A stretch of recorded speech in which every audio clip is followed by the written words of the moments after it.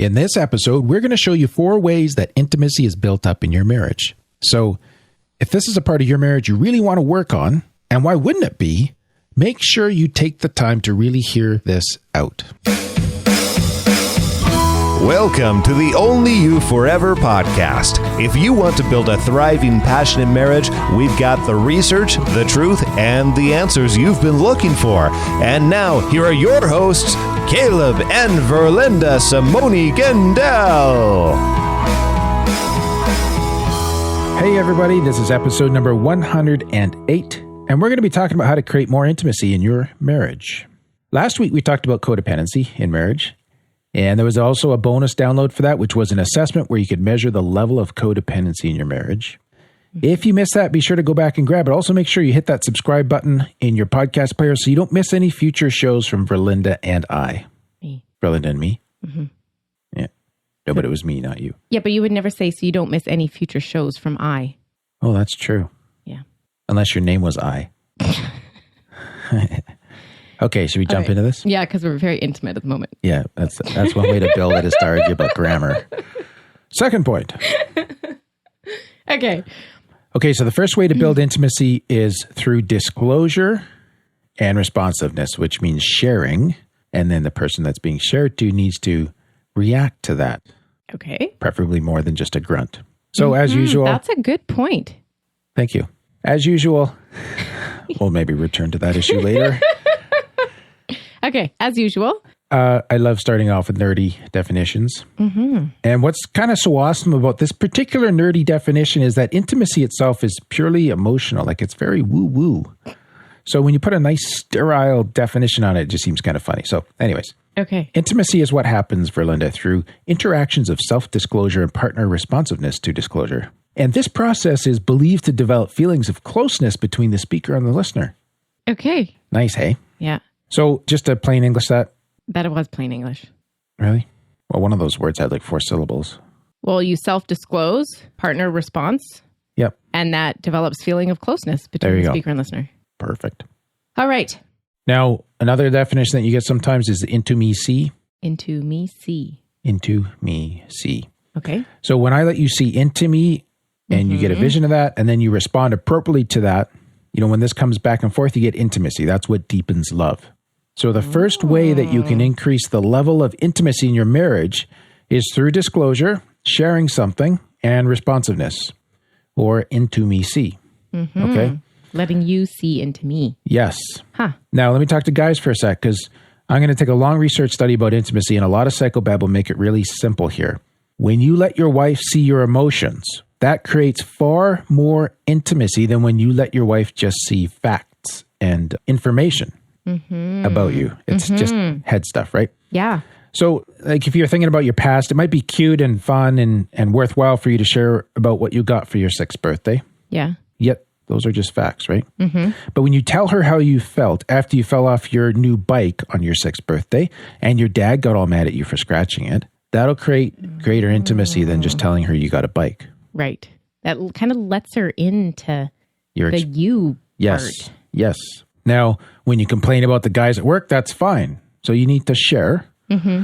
But when you tell her you're afraid of losing your job and that you're carrying this fear around like a dark cloud in your heart, that's really hard to share something like that. But that will create intimacy far deeper than just the facts regarding your work situation. Right. Okay. Right. So these are just examples of how I want to challenge you to really dive deep into the emotional part of this and to share or speak out of that.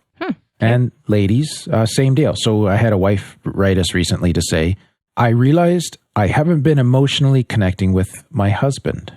And now, from what I was reading there, their marriage is in a very hard place, but thankfully they're working on it. So intimacy is really built up when I let you see into my emotional world in particular, more than just my information world. And that is very vulnerable, but that's why your marriage is going to become the most intimate relationship of your life. It should be. It should be. Yeah. And this is how. How to get it there. Is you share these very vulnerable emotions. Yeah.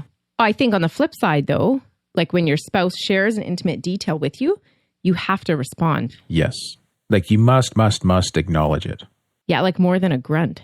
We seem to keep coming back to the grunting issue.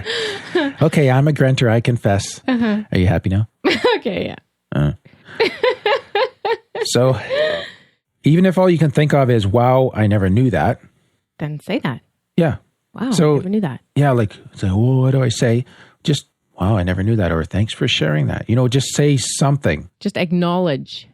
At the very least, acknowledge it. If you can connect with it, ask more questions about it, pull it out further. That's all great too. But I don't want to kind of overwhelm people that are just starting into this.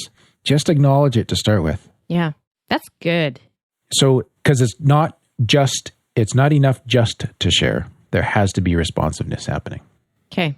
Okay, the second way to build intimacy is through knowledge and understanding. And so there was a study from 98 by a research team, Haller and Wood. Great study. Honestly, I could hardly get my head around the research variables, but I think I got it sorted eventually, and it's really cool.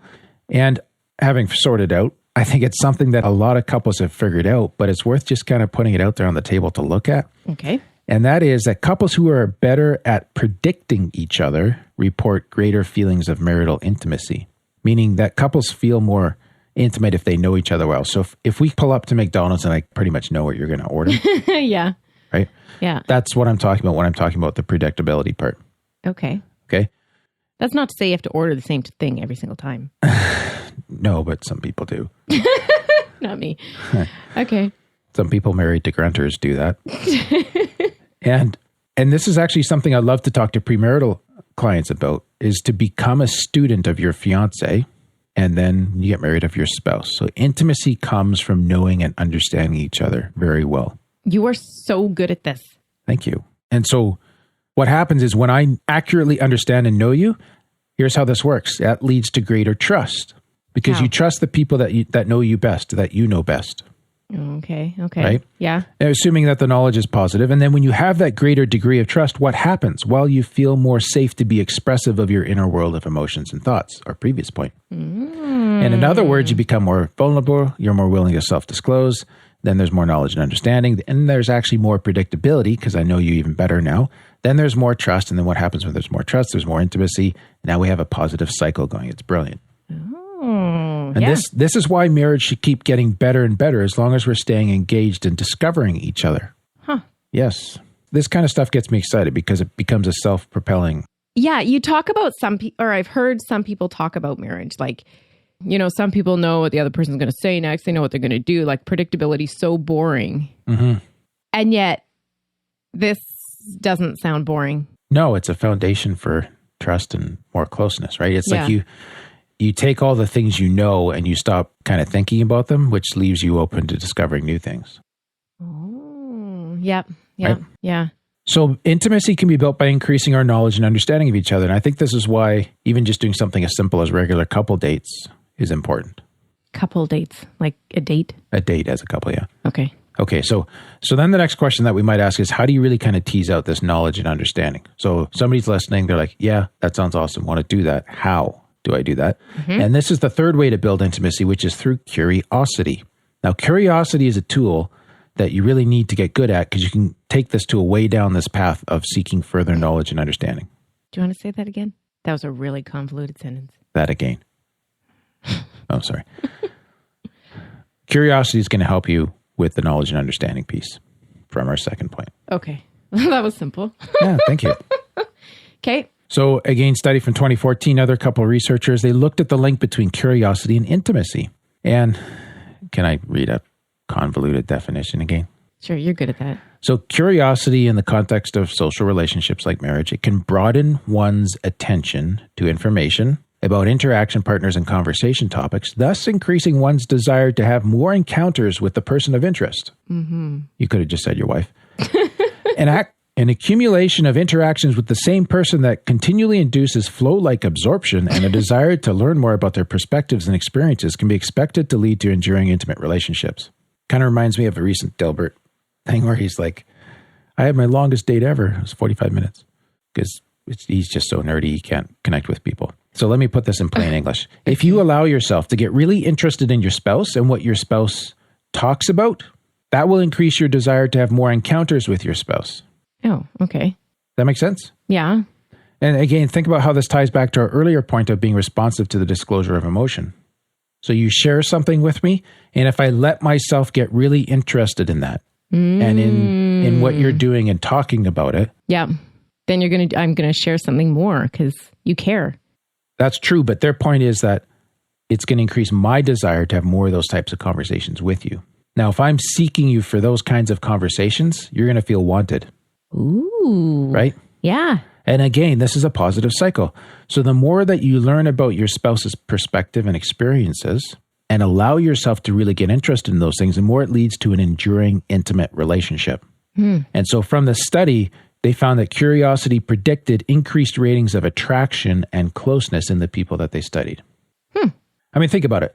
Even in a social context outside of romantic relationships, okay? Yeah. You're at work and all of a sudden you meet someone who's like really interested in what you do. Yeah. You want to tell that person everything. Right. Right? Yeah. So this is the phenomena that we want to bring into our marriages. And we do that by allowing ourselves to be very curious and get interested. And ask questions. So there's always more there. Right. More to know. Right. And fourthly, intimacy is built through positive emotions and events. So this is quite By sharing those. You mean? Like going through them together? Yes. And sharing about them as well. So this is a couple of studies here. First of all, one looked at 30 couples. They found that the happier couples had faster cycles of alternating and talking. So they went back and forth a lot faster than each other, or with each other, I should say. And they had increased emotional intimacy.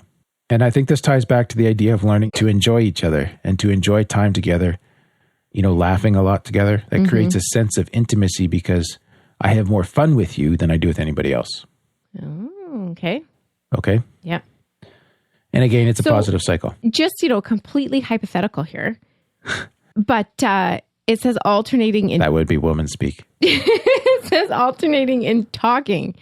So this means that both spouses are talking, right? Yeah, hypothetically, yeah, it does for Linda. So not like one spouse talk, and the other one going, Well, I think that there's... are you referring to anybody we know about? Oh, no. No, not even like ourselves, maybe. Well, I still hold on. Isn't it like women have like 30,000 words a day that they need to burn off and men have like 2,500 or something like that? I don't know what the exact number is, but it's the cycle speed, not the length. Do you know what? Men are just socialized to think that. Ooh. I'm feeling so proud of myself. This is so dorky. Okay, why don't we keep going? Yeah, especially since you're starting to make stuff up now. Or do you think that's actually true? I think that is totally true. Like, why can't a man talk? I mean, that's a very sweeping statement, but... Did you notice how I kind of froze right there and didn't know what to say? Yeah. Yeah. Okay, I'm open to that. So just like you always say, right? Men are socialized to not be emotional. Yes. Well, I think part of that's talking. Okay, so I'm and with you sharing. And that's how we just went through all these 3 points about developing intimacy. Yeah. And you do that by talking. Right. So and in our marriage, like when I ask you how your day went, like you've got lots of content there. Yeah. And when you asked me how my day went, it was like good or it sucked. Yeah. You know what I mean? Yeah. So yeah, there is a practice here and a skill, maybe a muscle that needs developed for learning to unpack that and to share the emotional side of it as well. Yeah. Yeah. Or multitasking. Like you can't build intimacy while multitasking. That's hard. Yeah. Yeah. Like, I think that's where the grunting starts is because... The only outside for Linda, like we wash dishes together sometimes and have some nice times doing something else while we're doing something else. That's true. But if one of us is on the computer or on our phone or something... It's lost. It's lost as much as we might be talking and grunting. Yeah. And I mean, it goes the opposite way at that point too, because I'm not actually hearing what you're saying if I'm on my phone. Yeah, fully agree. Okay, so the talking thing back and forth... Just the responsive, I think that's the responsiveness thing again, right? Yeah. But just tying this to positive emotions and life events. So there was this really interesting study from 2015, just last year, done with 99 couples where the wife had early stage breast cancer. So it's looking at deepening intimacy in the middle of a very scary point in these couples' lives. Yeah. Okay. And the research talks a lot in this particular study about the idea of capitalization, which is where a couple savors positive life events by sharing it with each other. Okay. And in this case, all they were doing was sharing the best event of the day because, you know, they have a lot of interaction with the hospital right now. These aren't people on world tours or holidays. Like they're going to the hospital. So their sharing point was the best event of the day and they were savoring that with each other. And what they found is that on days when they did this, both spouses felt a higher sense of intimacy. And get this, the benefit of savoring the positive event together was greater than the benefit of the positive event itself. Wow. Which is really, really cool. Yeah, just sharing it with each other. Yeah, and I think that makes sense. Like, so I remember a time I went to England by myself on business, but I spent a day there touring with a friend, a guy that I'd known from when I was younger, and saw some really cool stuff, really enjoyed his company. But I had this feeling, you know what, I'd enjoy this even more if Verlinda was with me. Oh, that is so sweet. Thanks. I think you should take me to England. I did not see that one coming. Sorry. Walked right into it. I would like to respond with a grunt. There. So what that is doing is that's intimacy compounding the effect of sharing positive emotions and events. So we need to be taking these moments where we're sharing these positive things together. And not necessarily experiencing them together, but sharing about Savoring them and savoring. Oh, that's good. Yes. Savoring it together. Yeah. So think about your day and try to capture what those moments might look like and how you might do this in your marriage. Mm-hmm. And so this is where I think one of the ways that we do this is often like we lie in bed at night and we hold each other before we're going to sleep, and we can reflect on the day's events and we can savor some of those funny moments, which is why I think we end up laughing quite a bit before we go to sleep. Right. Yeah. And this is what this is doing, is it's savoring positive life events. Ooh. Right? And this deepens intimacy. Yeah. That's cool. Okay, so there's 4 ways to build intimacy: through disclosure and responsiveness. That's the into me see part. Through knowledge and understanding. That's really studying your spouse. Through curiosity, allowing yourself to really enter into their experience. And then through sharing these positive emotions and events. Good stuff. Now, to go with this, we created a bonus worksheet. It's really a conversation guide to help you get into this and to get started specifically on that knowledge and understanding part. It'll work really well there. And so if you want to learn, kind of discover, get curious, have some fun with this, we can email you this worksheet. And you can get that emailed to you by opening your browser to oyf.link/108 or by texting the word podcast to 9292 spouse. If you have to pay for text messages, you'll have to pay for those text messages. But once again, all you need to do is text the word podcast to 9292 spouse, or you can find the bonus on our website on the blog post for this episode at oyf.link/108. Make sure you pick up that worksheet, use that as your homework for this week as you work on your marriage together. Sounds good. And we had another review, 5 stars for Linda. Oh, read this one? Sure. Excellent podcast. You can learn so much. 5 stars by Gosha Mayer Jewelry. Meyer? Meyer? I think so. Okay. We don't have to suffer in our relationships. We do suffer because we don't have right tools. And this podcast gives you so many of them. Super easy listening too. Lots of humor, so it does not feel like a duty. I love it. Highly recommended. And just let me say, I love the amount of exclamation marks that are in here. Yes. That's coming from a fellow exclamation mark addict. Yes. Thank you, Gosha. So if you want to get involved in helping us save marriages through our podcast, we'd like to ask you to contribute to our crowdfunding campaign. We want to reach 5,000 marriages a week through this podcast. We cannot do that without your help. And for even $5 a month, you can help us move toward making that a reality. So please go to oyf.link/give to learn more about how you can help us reach more marriages. Once again, that URL, that website is oyf.link/give. And we've got some special ways of acknowledging your contribution listed out on that page as well. Next week, what are we talking about? How to make time for each other. A very common request. So if you want to grow the intimacy, you're going to have to spend time together. And we get that. We'd like to help you with it. So make sure you tune in next week to catch that episode as well. So that's all for today's episode. You can get the full show notes at oyf.link/108. Again, we'd like to ask you to consider leaving us a rating and review on iTunes. And a huge thank you to all who have done so already.